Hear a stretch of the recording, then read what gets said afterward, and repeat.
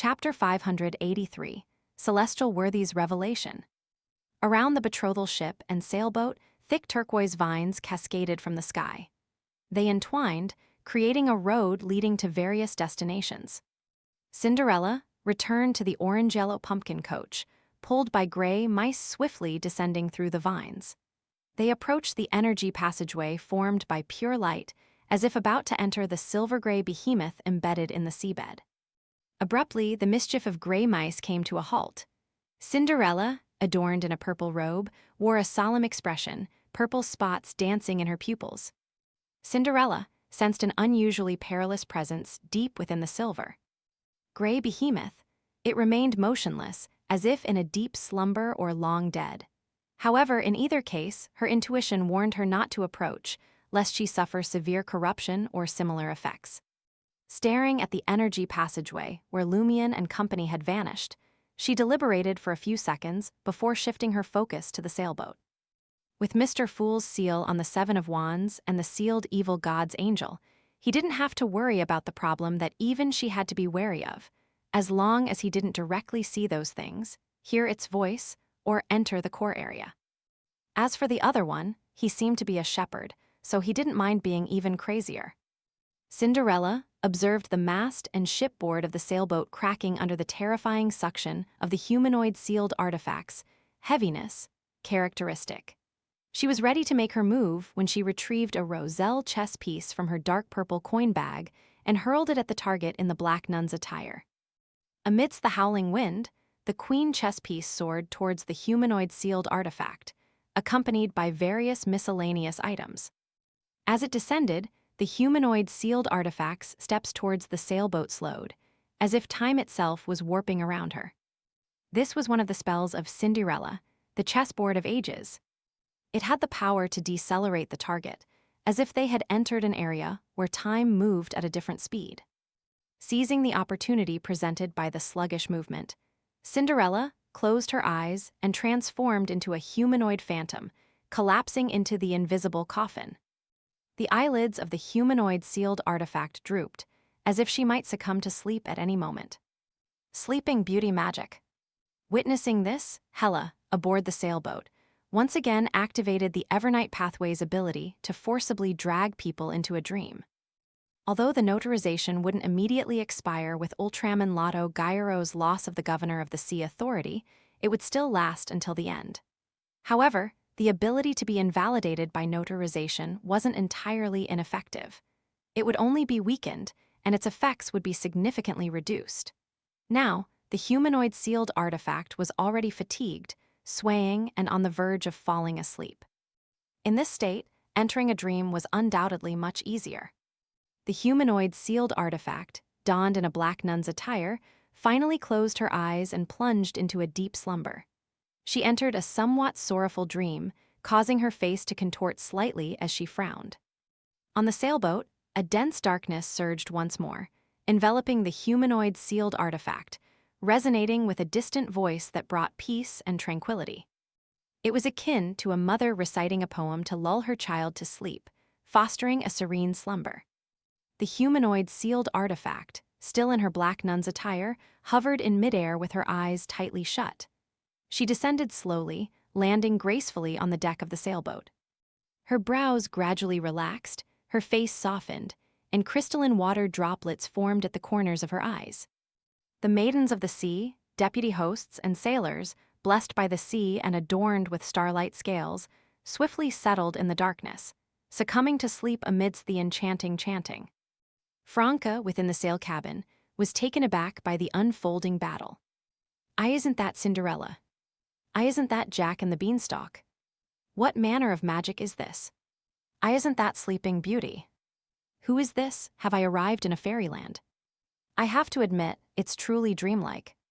Two demigods working together are undoubtedly formidable. They swiftly subdued the humanoid sealed artifact.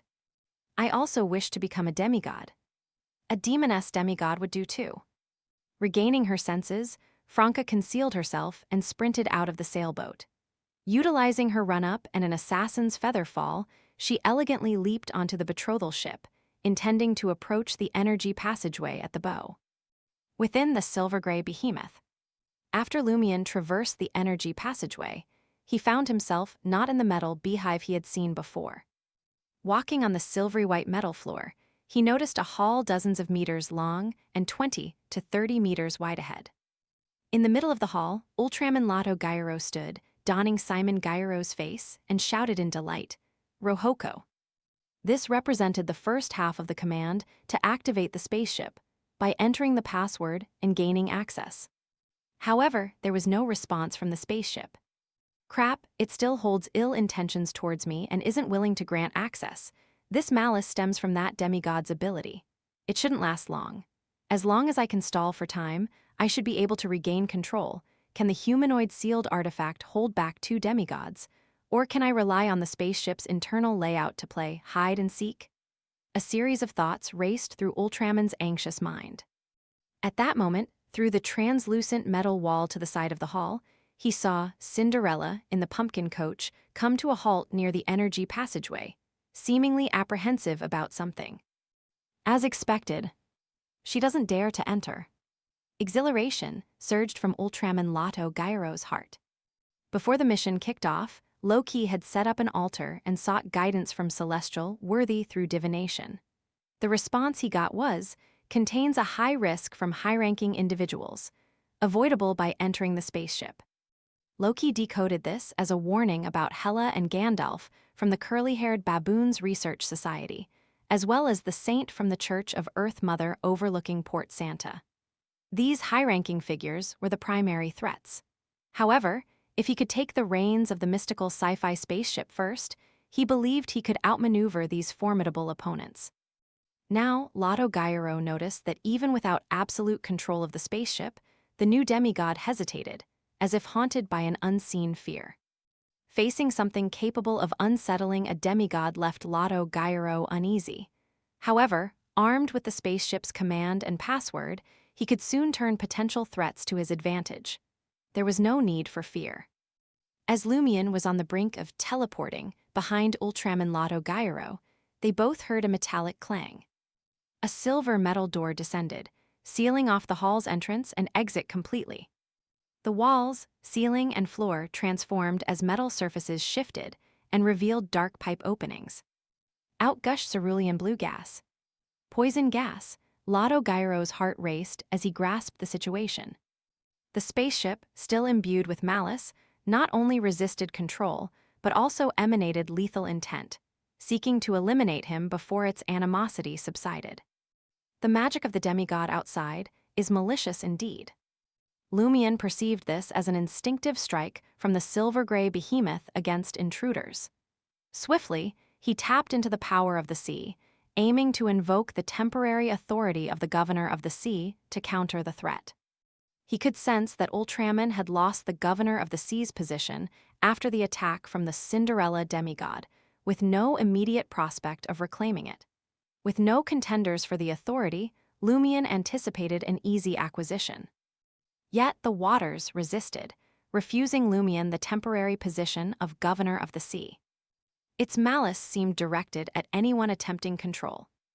Undeterred, Lumion shifted his focus back to Ultraman Lato Gyro, a crucial member of April Fools. Lato Gyro's heart stirred as he shouted, "Do you want to fight here?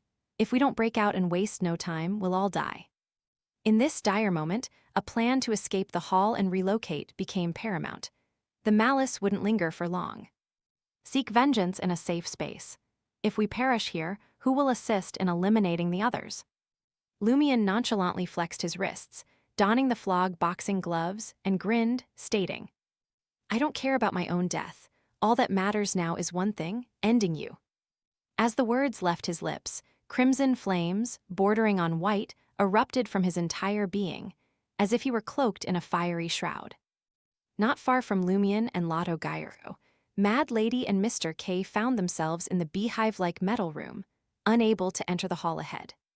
Surveying the surroundings, Mr. K's gaze swept across the incubating Baiting's black insect, little devils, and other creatures. He nodded in satisfaction. "It's indeed the power of an evil god, spawn of an evil god. Well done, Lumion. Well done. This is all part of God's arrangement."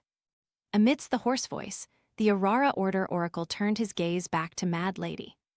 Mad Lady wasn't intimidated. Instead, she applauded in agreement with Mr. K. She spoke as if they were on different frequencies. That's right, it's cool, right? This is a spaceship. In the next moment, Mad Lady and Mr. K vanished simultaneously and reappeared behind where the other party had been standing, as if they had negotiated a position switch beforehand.